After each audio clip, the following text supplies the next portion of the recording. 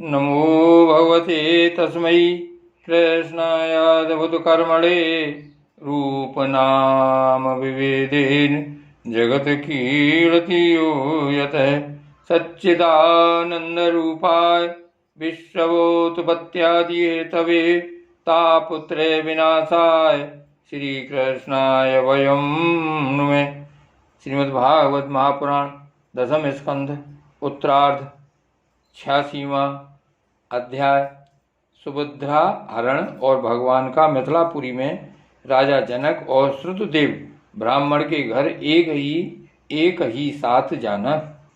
राजा परीक्षित ने पूछा, भगवान, मेरे दादा अर्जुन ने भगवान श्री कृष्ण और बलराम जी की बहन सुभद्रा जी से, जो मेरी दादी थीं, किस प्रकार विवाह किया, मैं यह जानने के लिए बहुत उत्सुक हूँ। श्री सुखदेव जी ने कहा, परीक्षित, एक बार अत्यंत शक्तिशाली अर्जुन तीर्थ यात्रा के लिए पृथ्वी पर विचरण करते हुए प्रवास क्षेत्र पहुंचे। वहां उन्होंने यह सुना कि बलराम जी मेरे मामा की पुत्री सुभद्रा का विवाह दुर्योधन के साथ करना चाहते हैं और वसुदेव, श्री कृष्ण आदि उनसे इस विषय में सहमत नहीं हैं। अब अर्जुन के मन में सुभद्रा को पाने की लालसा जग आई। वे त्रिदंडी वैष्णव का वेश धारण करके द्वारका पहुंचे। अर्जुन सुभद्रा को प्राप्त करने के लिए वहां वर्षा काल में 4 महीने तक रहे। वहां पूर्ववासियों और बलराम जी ने उनका खूब सम्मान किया। उन्हें यह पता न चला कि ये अर्जुन हैं।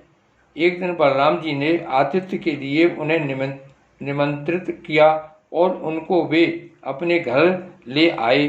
त्रिदंडी वेशधारी अर्जुन को बलराम जी ने अत्यंत श्रद्धा के साथ भोजन सामग्री निवेदित की और उन्होंने बड़े प्रेम से भोजन किया।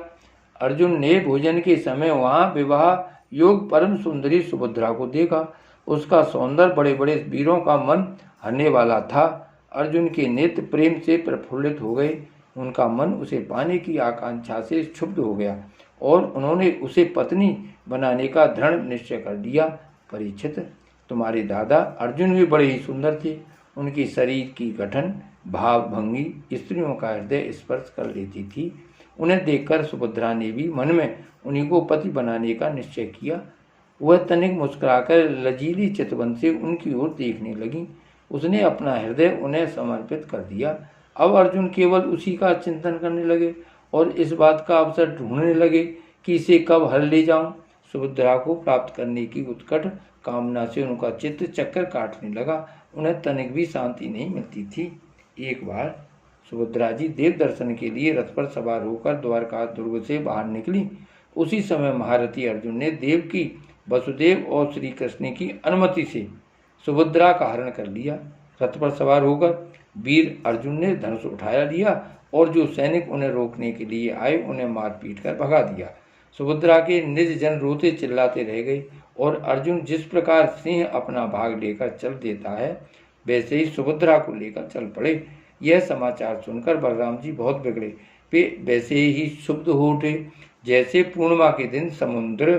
परंतु भगवान श्री कृष्ण तथा अन्य सुहृदय संबंधियों ने उनके पैर पकड़कर उन्हें बहुत कुछ समझाया बुझाया। तब वे शांत हुए। इसके बाद बलराम जी ने प्रसन्न होकर वर वधू के लिए बहुत सा धन, सामग्री, हाथी, रथ, घोड़े और दासी दास दहेज में भेजे। श्री सुखदेव जी कहते हैं, परीक्षित, विदेह की राजधानी मिथिला में एक गृहस्थ ब्राह्मण थे। उनका नाम था श्रुतदेव। वे भगवान श्री कृष्ण के परम भक्त थे। वे एकमात्र भगवत भक्ति से ही पूर्ण मनोरथ, परम शांत, ज्ञानी और विरक्त थे। वे गृहस्थ आश्रम में रहते हुए भी किसी प्रकार का उद्योग नहीं करते थे। जो कुछ मिल जाता उसी से अपना निर्वाह कर लेते थे। प्रारब्धवश प्रतिदिन उन्हें जीवन निर्वाह भर के लिए सामग्री मिल जाया करती थी, अधिक नहीं। वे उतने से ही संतुष्ट भी थे और अपने वर्णाश्रम के अनुसार धर्म पालन में तत्पर रहते थे। प्रिय परीक्षित, उस देश के राजा भी ब्राह्मण के समान ही भक्तिमान थे। मैथिल वंश के उन प्रतिष्ठित नरपति का नाम था बहुलाश्रव। उनमें अहंकार का लेश भी न था। श्रुतदेव और बहुलाश्रव दोनों ही भगवान श्री कृष्ण के प्यारे भक्त थे।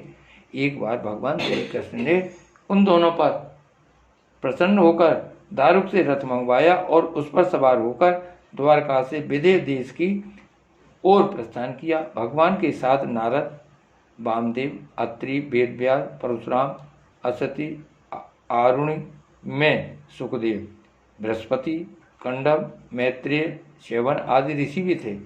परीक्षित, वे जहाँ जहाँ पहुँचते वहाँ की नागरिक और ग्रामवासी प्रजा पूजा की सामग्री लेकर उपस्थित होती।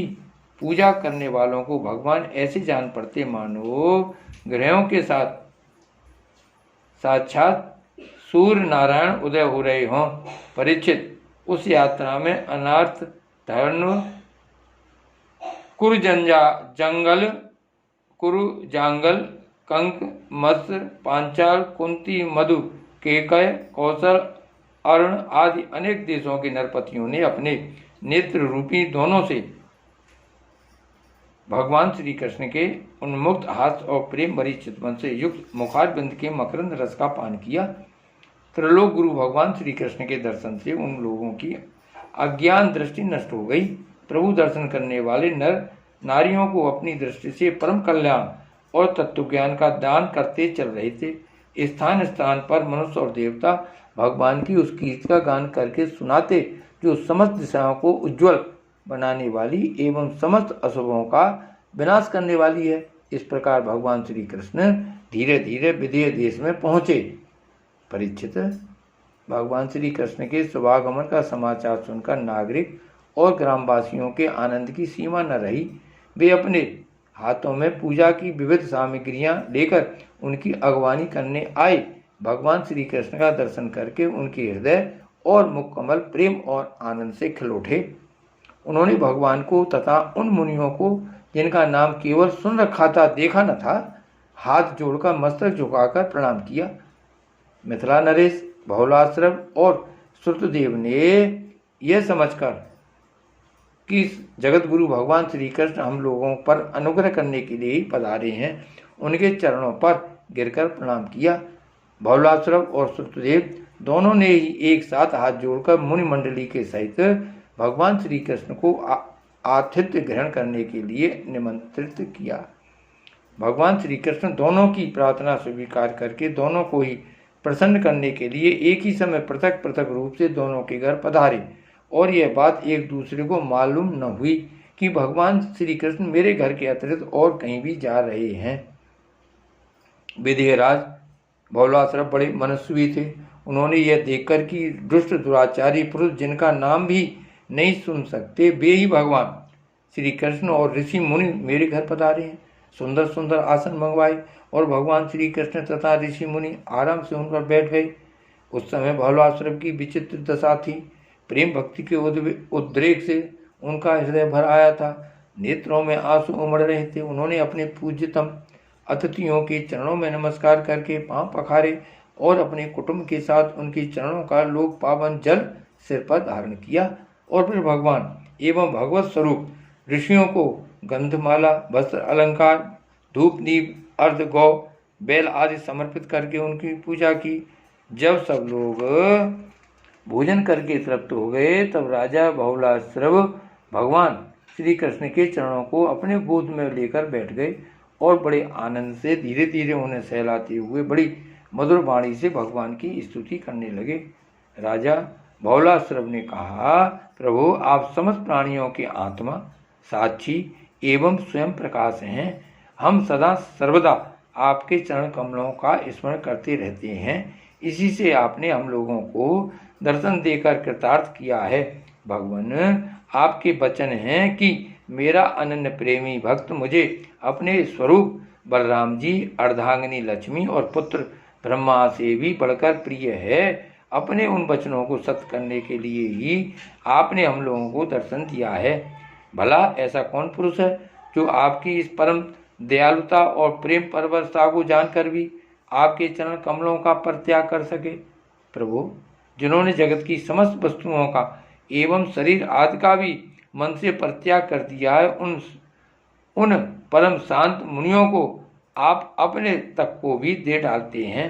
आपने यदुवंश में अवतार लेकर जन्म मृत्यु के चक्र में पड़े हुए मनुष्यों को उससे मुक्त करने के लिए जगत में ऐसे विशुद्ध यश का विस्तार किया है जो त्रिलोकी के पाप ताप को शांत करने वाला है। प्रभु, आप अचिंत अनंत ऐश्वर्य और माधुर्य की निधि हैं। आपके चित्त को अपनी ओर आकर्षित करने के लिए आप सच्चिदानंद स्वरूप श्याम ब्रह्म हैं। आपका ज्ञान अनंत है। परम शांति का विस्तार करने के लिए आप ही नारायण ऋषि के रूप में तपस्या कर रहे हैं। मैं आपको नमस्कार करता हूँ। एक रस अनंत, आप कुछ दिनों तक मुनि मंडली के साथ हमारे यहाँ निवास कीजिए और अपने चरणों की धूल से इस निवि वंश को पवित्र कीजिए। परीक्षित, सबके जीवनदाता भगवान श्री कृष्ण राजा बल्लासुर की यह प्रार्थना स्वीकार करके मिथिलावासी नर नारियों का कल्याण करते हुए कुछ दिनों तक वहीं रहे। प्रिय परीक्षित, जैसे राजा भौलासुर भगवान श्री कृष्ण और मुनि मंडली के पधारने पर आनंद मगन हो गए थे, वैसे ही श्रुतदेव ब्राह्मण भी भगवान श्री कृष्ण और मुनियों को अपने घर आया देखकर आनंद विभोर हो गए। वे उन्हें नमस्कार करके अपने वस्त्र उछाल उछाल कर नाचने लगे। श्रुतदेव ने चटाई, पीढ़े और कुछ आसन बिछाकर उन पर भगवान श्री कृष्ण और मुनियों को बैठाया, स्वागत भाषण आदि के द्वारा उनका अभिनंदन किया तथा अपनी पत्नी के साथ बड़े आनंद से सबके पांव पखारे। परीक्षित, महान सौभाग्यशाली श्रुतदेव ने भगवान और ऋषियों के चरणोदक से अपने घर और कुटुंबियों को खींच दिया। इस समय उनके सारे मनोरथ पूर्ण हो गए थे। वे हर्षातिरेक से मतवाले हो रहे थे। तदंतर उन्होंने फल, गंध, खस से सुवासित निर्मल एवं मधुर जल, सुगंधित मिट्टी, तुलसी, कुश, कमल आदि अनायास प्राप्त पूजा सामग्री और सत्गुण बढ़ाने वाले अन्न से सबकी आराधना की। उस समय श्रुतदेव जी मनी मन तर्कना करने लगे कि मैं तो घर गृहस्थी के अंधेरे कुएं में गिरा हुआ हूँ, अभागा हूँ। मुझे भगवान श्री कृष्ण और उनके निवास स्थान ऋषि मुनियों का, जिनके चरणों की धूल समस्त तीर्थों को तीर्थ बनाने वाली है, समागम कैसे प्राप्त हो गया। जब सब लोग आतिथ्य स्वीकार करके आराम से बैठ गए, तब श्रुतदेव अपने स्त्री पुत्र तथा अन्य संबंधियों के साथ उनकी सेवा में उपस्थित हुए। वे भगवान श्री कृष्ण के चरण कमलों का स्पर्श करते हुए कहने लगे। श्रुतदेव ने कहा, प्रभु, आप व्यक्त अव्यक्त रूप प्रकृति और जीवों से परे पुरुषोत्तम हैं। मुझे आपने आज ही दर्शन दिया हो ऐसी बात नहीं है। आप तो तभी से सब लोगों से मिले हुए हैं जब से आपने अपनी शक्तियों के द्वारा इस जगत की रचना करके आत्मसत्ता के रूप में इसमें प्रवेश किया है।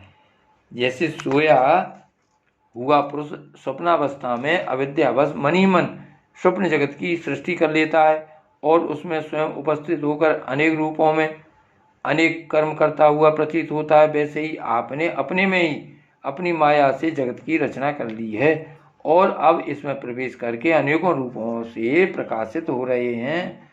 जो लोग सर्वदा आपकी लीला कथा का श्रवण कीर्तन तथा आपकी प्रतिमाओं का अर्चन बंदन करते हैं और आपस में आपकी चर्चा करते हैं, उनका हृदय शुद्ध हो जाता है और आप उसमें प्रकाशित हो जाते हैं। जिन लोगों का चित्त लौकिक वैदिक आदि कर्मों की वासना से बहिर्मुख हो रहा है, उनके हृदय में रहने पर भी आप उनसे बहुत दूर हैं। किंतु जिन लोगों ने आपके गुणगान से अपने अंतःकरण को सद्गुण संपन्न बना लिया है, उनके लिए चित्त वृत्तियों से आग्रह होने पर भी आप अत्यंत निकट हैं। प्रभु, जो लोग आत्म तत्व को जानने वाले हैं, उनके आत्मा के रूप में ही आप स्थित हैं और जो शरीर आदि को ही अपना आत्मा मान बैठे हैं, उनके लिए आप अनात्मा को प्राप्त होने वाली मृत्यु के रूप में हैं। आप में तत्वादि कार्य द्रव्य और प्रकृति रूप कारण के नियामक हैं, शासक हैं। आपकी माया आपकी अपनी दृष्टि पर पर्दा नहीं डाल सकती, किंतु उसने दूसरों की दृष्टि पर ढक रखा है। आपको मैं नमस्कार करता हूँ। स्वयं प्रकाश प्रभु, हम आपके सेवक हैं।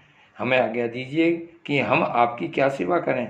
नेत्रों के द्वारा आपका दर्शन होने तक ही जीवों के क्लेश रहते हैं। आपके दर्शन में ही समस्त क्लेशों की परिसमाप्ति है। श्री सुखदेव जी कहते हैं, परीक्षित, शरणागत भयहारी भगवान श्री कृष्ण ने सुखदेव की प्रार्थना सुनकर अपने हाथ से उनका हाथ पकड़ लिया और मुस्कुराते हुए कहा, भगवान श्री कृष्ण ने कहा, प्रिय सुखदेव, ये बड़े बड़े ऋषि मुनि तुम पर अनुग्रह करने के लिए ही यहाँ पधारे हैं। वे अपने चरण कमलों की धूल से लोगों को पवित्र करते हुए मेरे साथ विचरण कर रहे हैं। देवता, पुण्यक्षेत्र और तीर्थ आदि तो दर्शन, स्पर्श, अर्चन आदि के द्वारा धीरे धीरे बहुत दिनों में पवित्र करते हैं, परंतु संत पुरुष अपनी दृष्टि से ही सबको पवित्र कर देते हैं। यही नहीं, देवता आदि में जो पवित्र करने की शक्ति है वह भी उन्हें संतों की दृष्टि से ही प्राप्त होती है। श्रुतदेव जगत में ब्राह्मण जन्म से ही सब प्राणियों से श्रेष्ठ है। यदि वह तपस्या, विद्या, संतोष और मेरी उपासना, मेरी भक्ति से युक्त हो तब तो कहना ही क्या है। मुझे अपना यह चतुर्भुज रूप भी ब्राह्मणों की अपेक्षा अधिक प्रिय नहीं है, क्योंकि ब्राह्मण सर्ववेदमय है और मैं सर्वदेवमय हूँ।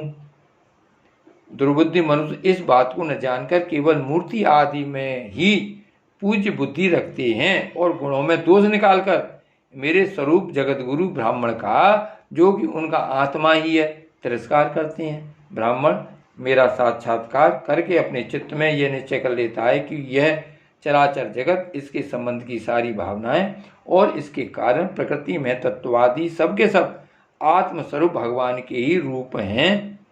इसलिए श्रुतदेव, तुम इन ब्रह्म ऋषियों को मेरा ही स्वरूप समझकर मेरी पूरी श्रद्धा से इनकी पूजा करो। यदि तुम ऐसा करोगे तब तो तुमने साक्षात अनायास ही मेरा पूजन कर लिया, नहीं तो बड़ी बड़ी बहुमूल्य सामग्रियों से भी मेरी पूजा नहीं हो सकती। श्री सुखदेव जी कहते हैं, परीक्षित, भगवान श्री कृष्ण का यह आदेश प्राप्त करके सुखदेव ने भगवान श्री कृष्ण और उन ब्रह्म ऋषियों की एक आत्म भाव से आराधना की तथा उनकी कृपा से वे भगवत स्वरूप को प्राप्त हुए। राजा बहुलाश्रम ने भी वही गति प्राप्त की। प्रिय परीक्षित, जैसे भक्त भगवान की भक्ति करते हैं वैसे ही भगवान भी भक्तों की भक्ति करते हैं। वे अपने दोनों भक्तों को प्रसन्न करने के लिए कुछ दिनों तक मिथिलापुरी में रहे और उन्हें साधु पुरुषों के मार्ग का उपदेश करके द्वारका लौट आए। ओ वरदननाथ की जय, श्री द्वारका नाथ की जय।